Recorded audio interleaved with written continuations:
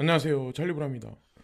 오늘도 가상자산 시장과 세계 정치 경제에 관해서 이제 말씀을 드리려고 하는데, 단편적으로 그냥 가상자산에 국한되게 뉴스만 보면 이게 우리가 예측을 할 수가 없거든요. 그래서 일단은 이제 제가 먼저 말씀드릴 게 뭐냐면,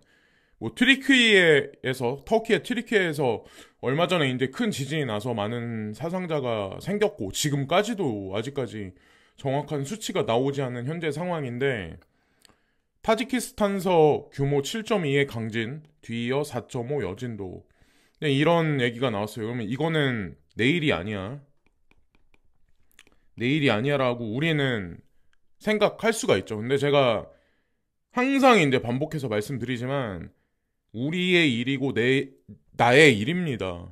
그래서 제가 이사를 갈 때, 이거는 국경을 넘어서 내가 이민을 간다거나 아니면 취업을 할 때, 여행을 갈 때, 투자를 할 때, 전부 다 이 지진이란 상황을 5년에서 10년, 빠르면 5년, 10년 앞을 보면서 이 모든 상황을 다 여기에다가 결부시켜서 결론안을 도출해야 된다. 아니면 큰일이 난다. 이게 가상자산 시장하고도 분명히 관련이 있어요. 물리적인 자산보다 물리적이지 않은 자산의 가치 비중을 조금 더 높여놓을 필요가 분명히 있습니다. 예.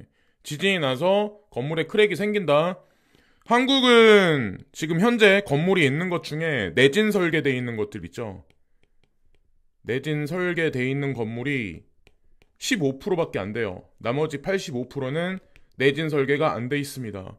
건설사들은 향후에 지진이란 트렌드가 되게 많이 이게 대중심리의 자리를 잡으면 내진 설계를 강조하면서 아마 마케팅을 할 여력이 상당히 높아요. 근데 중요한 건 진도 7 이상의 지진이 생기면 사실 내진 설계도 의미가 없을 가능성이 높아요. 일단 그래서 여기 보면 타지키스탄서 규모 7.2의 지진이 났다 이런 얘기가 나왔는데, 여기 보시면 여기 터키 그 근방, 근데 생뚱맞게 불레고리가 지금 진동을 해요. 인도네시아 진도 6.3, 아르헨티나, 자 북미 밑에 남미가 있죠. 남미 쪽에 불레고리 쪽에 아르헨티나, 칠레, 자 여기 움직이고 이쪽 가면 이 가장 다 최근 거거든요. 지금 여기 나열한 거. 인도네시아, 미국 알래스카, 터키, 바누아투, 자 불레고리죠, 불레고리. 이거를 염두를 한반도에서 이사를 해도 저희 이제 마찬가지라고 생각해요. 그리고 주거 형태도 지금은 아마 고층 건물에 사시는 분들이 많고 그게 투자 자산으로서 그렇긴 하지만 진짜 중장기적으로는 저는 그냥 단독주택이 예, 조금 유리하지 않을까라는 생각이 여러 면에서 아주 여러 면에서 그냥 지나가는 김에 이제 코인 말씀드리기 전에, 자 위믹스가 코인원 효자 재상장 후 거래량 비중 2위다. 이거 보면서 아마 욕하시는 분들 엄청 많으실 텐데 2월 23일 댓글도 보면은 다 그냥 그래요. 근데 여기 이제 기사에 보면 이게 나와요. 다른 거래소의 위믹스 거래 지원 여부는 불투명.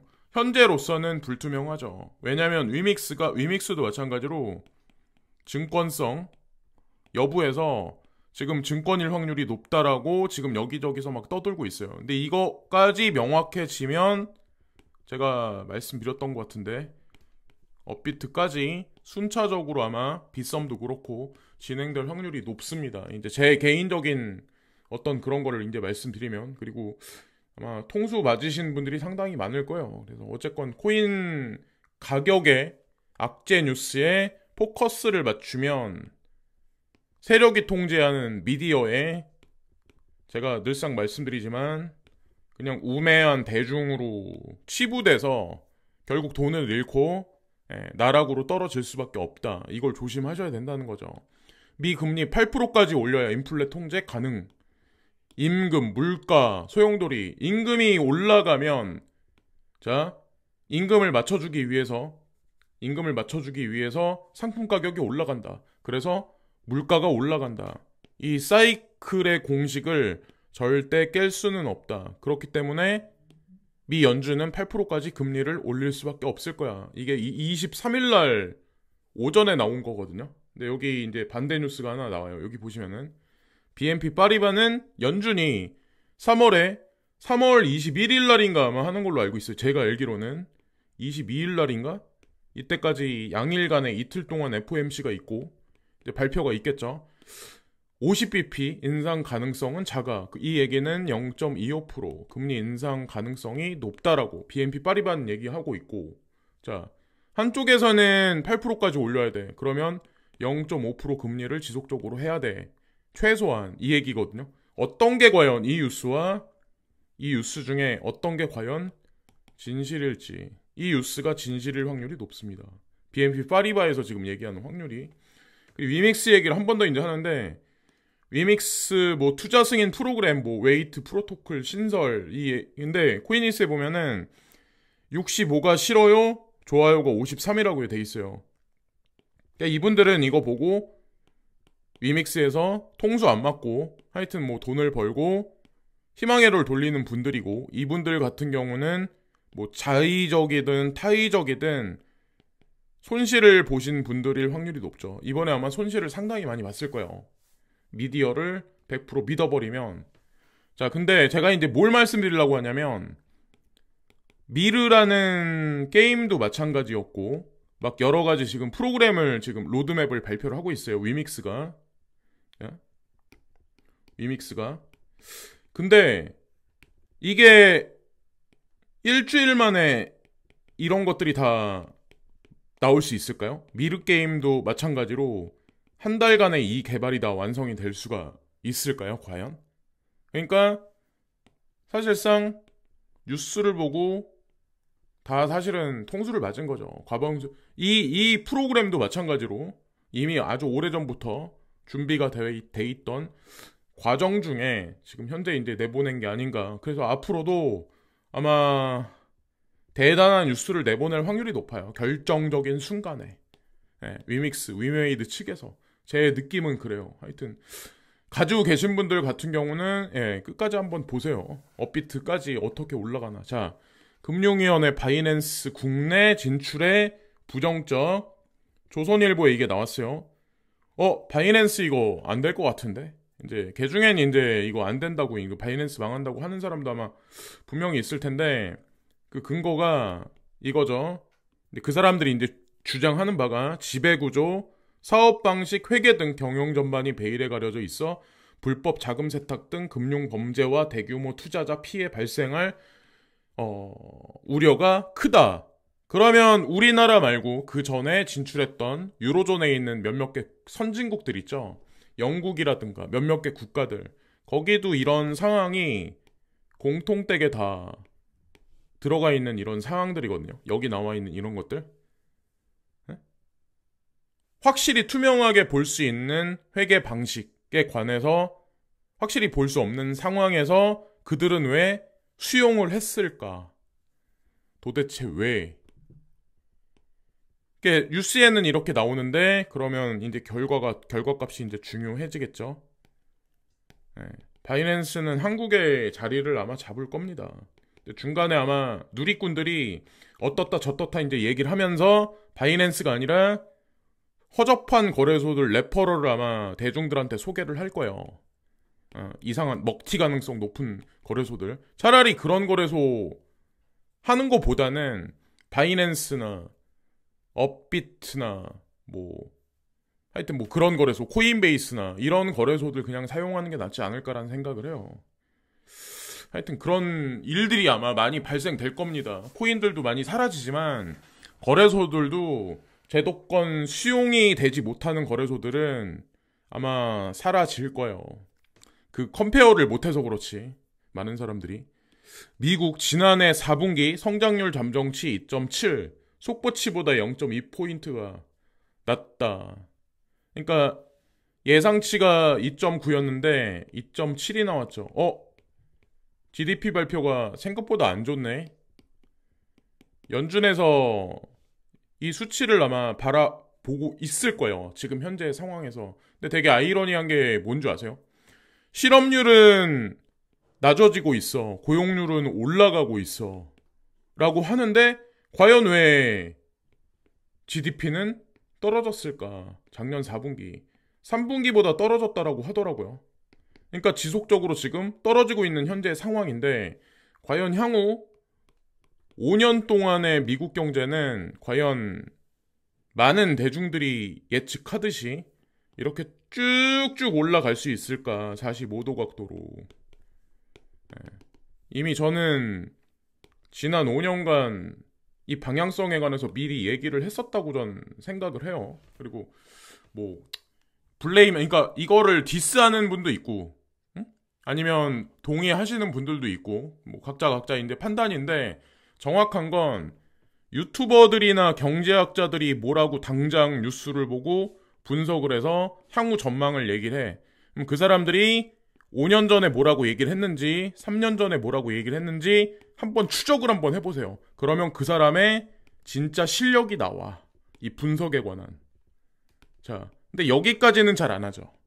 근데 제가 봤을 땐 본인들이 전문가라고 하는 사람들이 일주일, 7일짜리밖에 아닌 사람들도 많아요.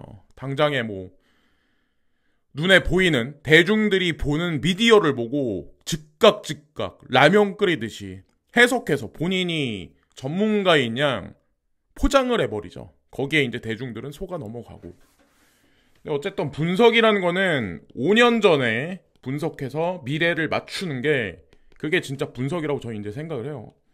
SEC 바이낸스 US 10억 달러 보이죠? 거래에 반대, 미등록 증권 매각 주장. 자, 이 VGX, 이 토큰도 지금 현재 위기에 몰려있는 현재의 상황. BNB도 위기에 몰려있는 현재의 상황.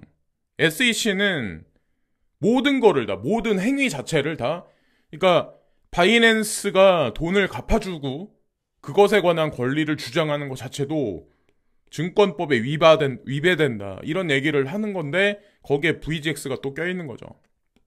과연 이 끝에 결론은 어떻게 날지 저는 알고 있어요. 제가 희망회로를 돌리는 거는 다 근거가 있기 때문에 그런 거고. 어쨌건 자, 지금 현재 SEC는 비트코인만 상품이고 나머지 모든 뭐 커스터디라든가 STO라든가 뭐 여러 가지 것들 다 전부 다 그냥 증권이다. 이거는 다 상장 폐지다. 이러고 지금 고집을 부리고 있는데 과연 게리 겐슬러는 실제적인 각본이 있는 대본을 보면서 그냥 연극을 하는 것인지, 응? 아니면 실질적인 법에 의거해서 본인의 주장을 피고 있는 건지 이미 그는 알고 있습니다. SEC가 독박을 쓰고 있는 거예요, 사실은. 연극에 이 연극에 SEC 게리 겐슬러가 독박을 지금 총대를 메고 사람들한테 비난을 받고 있는 거죠. 사실 게리 겐슬러는 죄가 없어요. 미국 규제당국 암호화폐 관련 유동성 위험에 대은행에 경고하고 있다. 뭐 갑자기 이런 얘기들이 갑자기 여기저기 막 쏟아지네요. 거시적으로. 야, 그래서 뱅크런 할 수가 있어. 예금과 스테이블 코인 준비금 등이 급속한 유출이 예상될 수 있어. 이러면 스테이블 코인에 문제가 생길 거고 궁극적으로는 가상자산 시장에도 엄청난 문제가 생길 거야. 지금 FED도 그렇고 여기 보면은 연준, 연방준비은행, 연방예금보험공사, 통화감독청 다 똑같이 미국의 금융 상위 엘리트 그룹들이 동일한 얘기를 하고 있어요. 과연 이들이 왜 지금 시점에 이런 얘기를 왜 할까? 물음표를 한번 던져보세요. 자, 이 사람들이 대중을 돈 벌게 해주려고 하는 건지. 자, 그리고 코인데스크의 암호화 규제 이니셔티브, 뭐 미국 규제기관 중 SEC의 지배력을 보여준다. JP모건 레포트가 발표가 됐는데 거기에 이제 SEC가 이번 규제안에 관해서 스테이블 코인과 여러 가지 뭐 커스터디 하는 거에 관해서 뭐 얘기를 한다. 지금까지도 힘을 잘 쓰고 있어. JP모건이 이런 얘기를 했는데 이게 코인데스크에 나왔다. 과연 JP모건과 SEC와 미국 정부는 과연 무슨 관련이 있을까? 코인데스크에 처음 나온 기사가 제가 보니까 인용돼가지고 다른 미디어에 여기저기 나오더라고요. 하여튼 그래요. 지난해 4분기 실질소득이 마이너스 1.1%, 6년 만에 감소폭이 최대다. 마이너스, 이거는 미디어에 나온 통계치 같은데 실제로 인플레이션율이 20%는 되는 것 같거든요. 제가 느끼는 체감상은 최소한 못해도. 그러면 이게 향후에 만약에 5년 동안 이 인플레이션이 지속적으로 계속 올라간다. 그러면 실질소득은 훨씬 더 많이 떨어질 텐데요. 실질소득이 15%는 아마 떨어졌을 거라고 저는 생각을 해요. 그럼 향후에 50% 떨어질 가능성도 높아요. 임금은 그대로인데, 자, 이거는 올해 2023년을 두고만 제가 말씀드리는 게 아니에요. 2024년, 2025년 쭉, 긴 프레임을 보고 이제 저는 말씀을 드리는 거예요. 가상자산 투자에 관한 필요성을 제가 우회적으로 역설해서 이제 말씀드리려고 하는 거고, 사실 메타버스 세계랑 이제 직접적으로 관련이 있는 건데, 뭐 메타는 뭐 여러분들 이미 다 아시다시피 메타퀘스트 쪽으로 이제 사명을 오큘러스 퀘스트에서 메타퀘스트 쪽으로 바뀌었고, 가장 최근에는 메타퀘스트 프로라는 1,500달러짜리 하이엔드급 이제 제품을 출시를 했는데 시장 반응은 그렇게 썩 좋지 않은 현재 상황이에요. 그러나 호라이즌 월드라든가 여러 가지 메타버스를 구현하기 위해서 뭔가 뒷구녕에서는 뭔가 저커버그가 움직이고 있는 거는 기정사실이고, 거기에다가 자, 웨어러블 기기의 세계 최대 강자인 애플사가 자, 증강현실 헤드셋 제조에 중국 럭스쉐어 합류. 그래서 TSMC, 소니, 폭스콘 다 합동해서 움직일 거야. 메타와 향후에 경쟁할 거야. 이 얘기가 나왔는데 5월에서 6월 달에 아마 기술력이나 시제품에 관한 가이드라인을 발표를 하고, 가을 정도 되면 아마 대중한테 물건을 아마 시판할 거예요. 그래서 3,000달러 정도 된다, 뭐 2,000달러 정도 된다라는 뭐 이런저런 얘기들이 있어요. 근데 어쨌건 사서 한번 써보면 재밌지 않을까 생각합니다. AR에 뭐 특화된 기계라고 하는데, 어쨌건 다 우리가 투자하고 있는 어떤 이런 거랑 다 관련돼 있는 거니까. 그리고 엔비디아 시간에서 뭐 9% 급등, 뭐 동아시아 체제, 일제 랠리, 뭐 여기 나와 있는데, 제가 이제 얼마 전에 워렌 버핏이 TSMC를 대거 매도한다라는 얘기가 아마 온 미디어에 돌았을 거예요. 그래서 유튜브 하는 사람들이 이거 같다, 반도체 산업 끝났다, 위기가 온다, 전쟁이 난다, 엄청 얘기를 많이 했어요. 그래서 그걸 따라서 매도를 많이 했죠. 근데 그 반대로 올랐어요, 오히려. 근데 이런 거라는 거죠. 이 워렌 버핏 기사를 가지고 사람들을 유도하고, 유튜버들은 거기에 유도되고, 인플루언서들이 유도되고, 그들이 말한 걸 보고 대중들이 동화돼서 매도를 하니까 그 이후에 이제 올라버린 거죠. 반도체 섹터 자체가. 근데 이렇다는 거죠. 그러니까 사람을 보실 때 잘 보셔야 돼요. 이 사람이 나와 똑같은 일반적인 대중인지 아니면 진짜 분석력이 있는지, 긴 프레임에서. 자, 경제난 파키스탄 한숨 돌리나, 중국 7억 불의 IMF도 곧 지원, 뭐 이런 이 뉴스가 나왔어요. 예전에는 여기에 미국이 나와야 되지 않을까요? 중국이 지원해주는 게 아니라 중국이 먼저 7억 불을 지원하고 IMF가 그 다음에 지원을 해준다. 그러면 파키스탄에 관한 주도권은 누가 가져갈까요? 중국이 가져가는 거예요. 예전하고 양상이 다른 그림들이 뉴스가 하나둘씩 나오죠.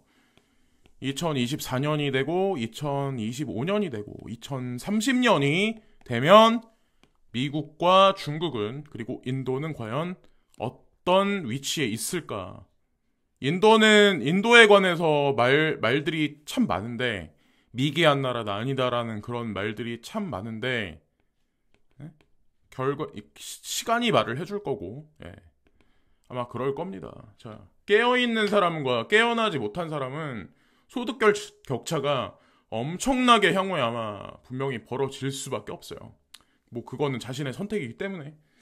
자, 근데 여기까지 말씀드리면서 오늘 방송도 마치겠습니다. 막 혼란한 시장 상황에서 뭐 폭락을 유도하는 것 같지만 사실은 힌트를 하나둘씩 던져주고 있는 세력이라고 저는 이제 생각을 합니다. 예.